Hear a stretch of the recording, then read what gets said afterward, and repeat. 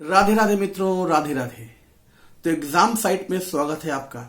और exam site की तरफ से आप सभी को आज गोवर्धन पूजा की बहुत बहुत शुभकामनाएं। भगवान श्री कृष्ण का आशीर्वाद आप सबको प्राप्त हो। तो आज हम बताने वाले हैं भगवान श्री कृष्ण की एक बहुत ही रोचक कथा कि भगवान श्री कृष्ण गिरिधर कैसे बने। आपने ऐतिहासिक पृष्ठभूमि में तो पढ़ा ही होगा कि हमारे इतिहास में भी हमको बताया गया है कि सबसे पहले भगवान शिव की पशुपति की पूजा हुआ करती थी। इसीलिए प्राकृतिक चीजें ही भगवान शिव को अर्पण करते हैं। लेकिन बाद में धीमे धीमे चीजें बदलने लगी। सूर्य देवता की, इंद्र देवता की भी पूजा होने लगी। और इंद्र देवता की जब पूजा हो रही थी, ठीक उसी समय भगवान श्री कृष्ण का अवतार हुआ। और भगवान श्री कृष्ण ने लोगों से कहा कि हमको उनकी पूजा करनी चाहिए जो हमें जीवन देते हैं, जो हमारे पशुओं को जीवन देते हैं। क्योंकि उस समय जिसके पास जितने पशु होते थे वो उतना ही संपन्न आदमी माना जाता था।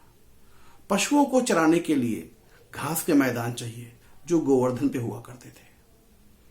तो भगवान श्री कृष्ण ने कहा कि हमको गोवर्धन की पूजा करनी चाहिए, क्योंकि वो हमारे पशुओं के लिए चारा का इंतजाम करता है और पशुओं से ही हम सबका जीवन है। इसी प्रकार इसके अंत में इंद्रदेव रुष्ट हो गए और उन्होंने बहुत घनघोर बारिश की। बहुत ही ज्यादा बारिश हुई, सब लोग अस्त व्यस्त हो गए, मरने लगे। तब भगवान श्री कृष्ण ने इंद्र देवता का घमंड तोड़ा और गोवर्धन पर्वत को अपनी उंगली पर धारण किया। तभी से भगवान श्री कृष्ण गिरिधर के नाम से प्रसिद्ध हुए और वो गिरिधर कहलाए। भगवान श्री कृष्ण की ये लीला हमें ये शिक्षा देती है कि हमें आडंबर में नहीं पड़ना चाहिए।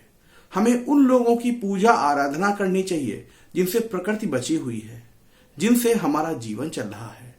उनमें सर्वोपरि हैं हमारे माता पिता, हमसे बड़े वो लोग जो हमारा पालन पोषण करते हैं। और ये रामायण में भी कहा गया है कि प्रातः काल उठकर रघुनाथा, मात पिता गुरु नावई माथा। तो इस प्रकार अपने माता पिता की सेवा जरूर करें। भगवान श्री कृष्ण के कथनानुसार जो भी प्राकृतिक चीजों पर बल देता है, जो भी आडंबर को तोड़ता है, हमेशा ही वो निश्चित तौर पर उसको सफलता मिलनी तय है। आपने देखा कि भी बहुत सारी वैकेंसीज आई हुई हैं। भगवान श्री कृष्ण ने कर्म पर भी ध्यान दिया है और कहा है कि कर्म योगी बनो। अर्जुन का उन्होंने साथ तो दिया, लेकिन अर्जुन से यही कहा कि मैं तुम्हारा केवल सारथी हूं, युद्ध तुम्हारा है, लड़ना तुम्हें स्वयं है। ठीक उसी प्रकार आपका जीवन है।